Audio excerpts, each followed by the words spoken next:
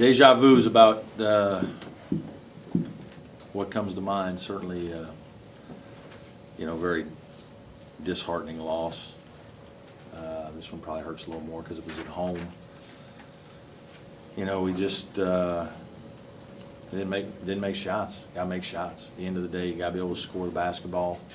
Hurt a little bit with Brian getting in foul trouble. Brian was, we were going to start Brian to guard Stoglin, and he was in foul trouble, so that just shifted a lot of different things. And the kid had a great night. He gets 27 a lot, but he can't do it on 11 shots. It's got to be 18 to 20 shots, and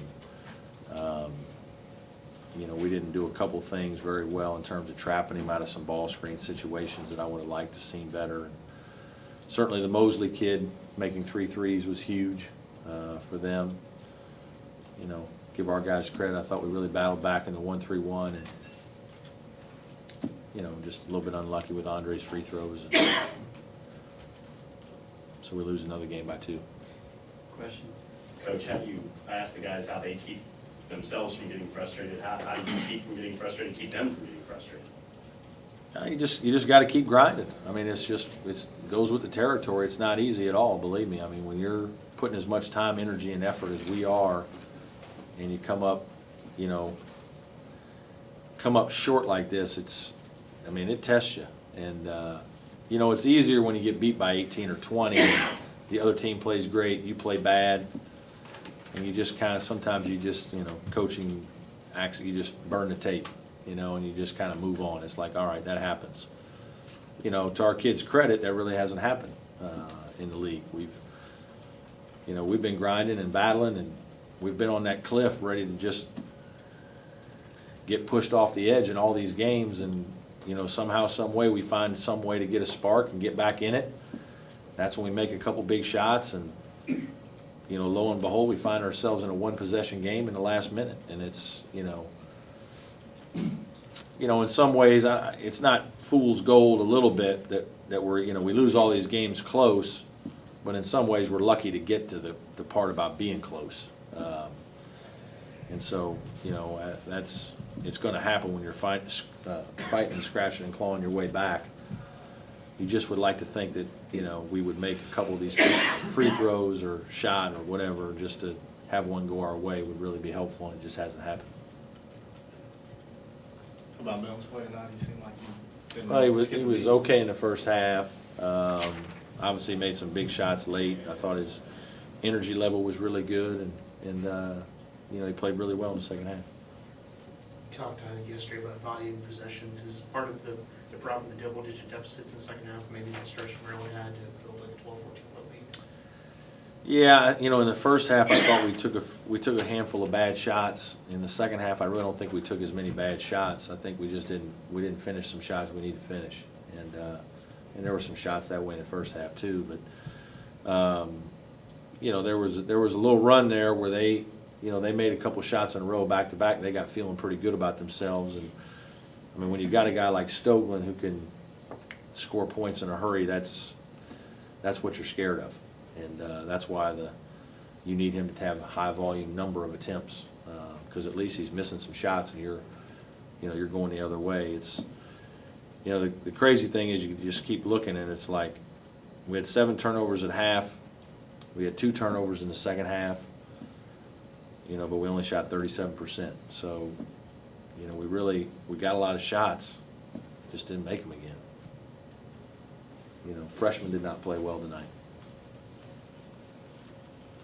How bad does it hurt to see a guy like Andre, who works so hard for you, gets that opportunity? Yeah, it hurts because you know how much he's put into it and how much he really wants to win, and he wants to be in those situations, and he's not going to be good tomorrow. He's not going to be good, and you want guys like that because it means he cares, and he's not going to. This isn't going to sit well, and it's not going to be a situation where he's going to not do well for 24 hours. We just got to make sure that it doesn't linger. Coach, I think you touched on it a little bit, but is there any solace in the fact that, now that you lost by 2 again, it was 3-point something, now it's closer to 3. You're one basket away in all 6 games. I mean. is Yeah, that- I mean, is that certainly, positive? the message to our guys is, hey, fellas, we're not giving up on you. You can't give up on the season. You just can't. You're playing well enough and competitive enough that this could turn our way. I mean, the worm could turn and we could win 3 in a row and get some things going good. And, that's how sports are. Right now, we're catching the bad end of it. And, it's a test of our character to see how we handle and how we respond.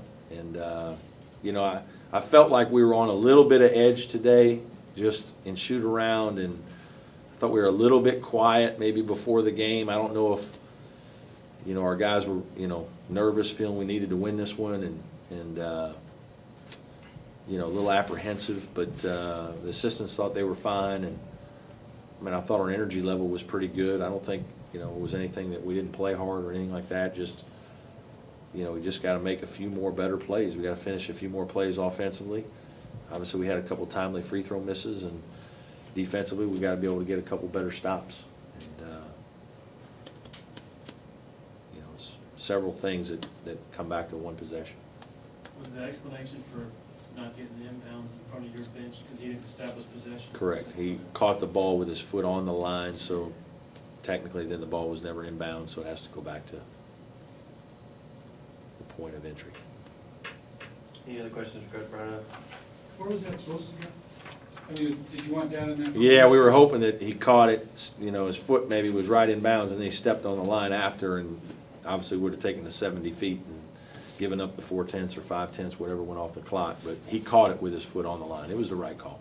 But what were you looking for? on that? What we were trying to do is, it was hard because they had Book sandwiched. We had an option to throw at the Book and fan it out to some people, and then when they sandwiched him, we were trying to almost run like a little down and out for Andre, and Milt didn't throw a good ball. I probably should have had Tanner throw the ball.